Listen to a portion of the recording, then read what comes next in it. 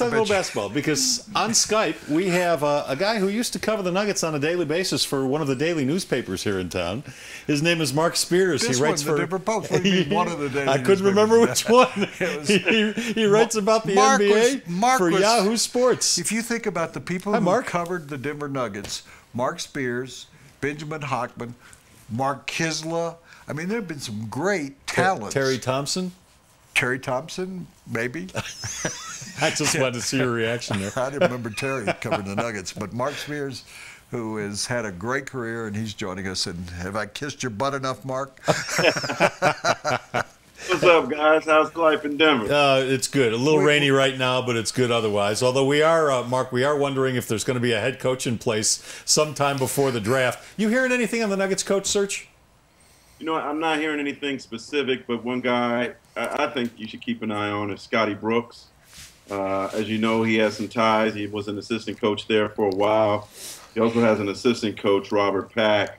He used to play with the Nuggets. I think Orlando and Denver are two teams that, well, the two jobs, both have perhaps some interest in Scotty Brooks. And also keep an eye on former Colorado assistant Alvin Gentry.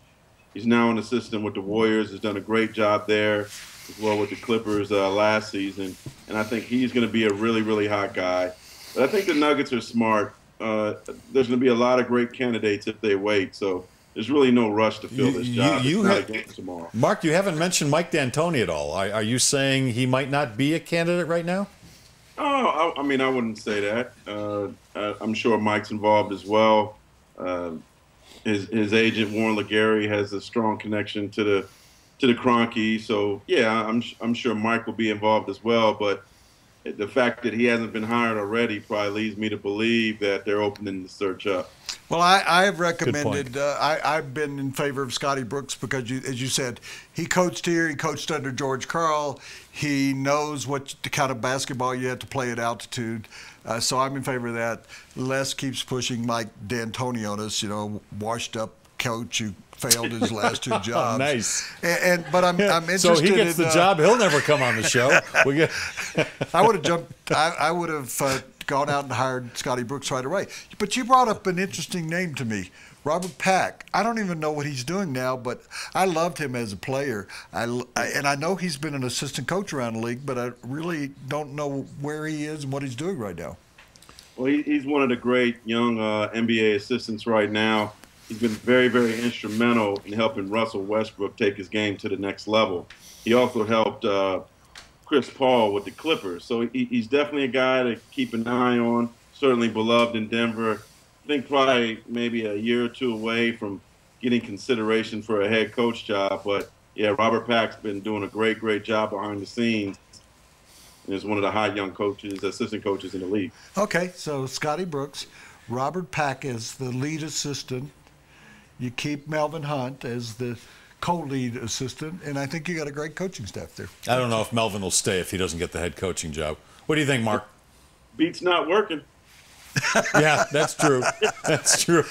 But don't you think that Melvin helped himself? Because, I mean, he took a totally dysfunctional team. He kind of turned the players around. He got the team kind of playing at least reasonable basketball. He was considered, as you know, Mark, a couple of years ago, he was voted by whoever, the general managers, as the best assistant coach in the league. Why isn't he getting more consideration? I mean, I only remember Houston being a team that really interviewed him. Well, we'll see what happens. I definitely think he should get consideration. And a lot of times I think players' voices need to be heard from the ownership. If the players like him and they perform for him, perhaps they should listen to that. And also, he's a guy, and I don't know if Melvin wants me to say this, but I don't think you have to break the bank to get him. A D'Antoni, a Brooks, they're probably going to cost you about $5 million or more to get him, whereas, I don't want to drop Melvin's price down, but I don't know if he gets half that much. So if this team isn't going to win a championship, is it worth it, or even compete really to win one? Is it really worth it to pay $5 million for a head coach? He's Marc Spears of Yahoo Sports, and all of our live guests are brought to you by Papa John's, the official sponsor of the Colorado Rockies. The day after every Rockies win, you get 50% off your regular menu price online order at papajohns.com. You have to use the promo code ROXWIN, ROXWIN. Oh, we eat pizza here all the time, Mark. If you come into studio, we'll order a pizza for you, all right? But it won't be a veggie pizza because we're tired of veggie pizzas. But if I were Mark, I wouldn't leave that room. He's got TV there. He's got NBA Finals banners. He's got great pictures on the wall. Watching Real Madrid. Yeah, I would just stay in that room all the time and look at my wall. I think. Mark, let's stay on the coach. Before we get to the playoffs, let's stay on the coaching theme for a second. Why? Let's not the Nuggets. Not the Nuggets. The Spurs. A lot of questions here. Is the dynasty over? Are Duncan and Ginobili coming back? Is Greg Popovich serious about Duncan not returning so he won't return? What's happening in San Antonio now? What do you expect this coming season? Well, I was at that phenomenal game last Saturday in Los Angeles, and I think there's one big thing that was going to bring Popovich back that he talked about: money. And he said it beats not working, and he has high wine taste. So I expect Popovich to be back. I also expect Duncan to be back. He's still playing at a high level. He was awesome that entire series. I would think that somebody nearly 40 would be digressing with their game, but no, he's not, and he's still enjoying it. I could see him coming back for actually another year or two. Ginobili, if someone's going to walk away, I do think Ginobili will. It's just not the same. He sat in a lot of fourth quarters. They're not really going to him anymore. He's just basically been relegated to a bench guy, which is a far cry from the great player that he was. So if it's my guess, I'd say definitely Popovich is back. Duncan is back, and they try to use him to get LaMarcus Aldridge there as a free agent. See, I brought that up yesterday. Big fan of Duncan's, but I can see Ginobili walking away. I brought up LaMarcus to Les a couple of days ago. Or is this Tuesday? I don't even know. Yesterday, I guess, and he kind of looked at me funny. But LaMarcus and Duncan are good friends, and Mark, the point I made yesterday is even though San Antonio is a small market or mid-market like Denver, that they can attract players there because players see that system in Craig Popovich and then how the people there respond to the team. That San Antonio, I would go back like Salt Lake City years and years ago, and people would say, nobody wants to go to Salt Lake City. Well, they got people to go to Salt Lake City. I think people will go to a town if you have a good coach and a winning kind of tradition, and you've got good people owning and running the team. Would you agree with me, or am I crazy? Where did LaMarcus play in college? Texas. Down the street. Yeah. So I think there's some attraction there. He's a Texas guy, no state tax. I don't know that Dallas has really pushed itself as a place that's really attractive to go right now, especially after all the drama with Rondo and the coach there. If LaMarcus does leave, I think San Antonio, with Duncan back, with the return of Kawhi Leonard, probably, and with Ginobili's money gone, is probably the best suitor for him.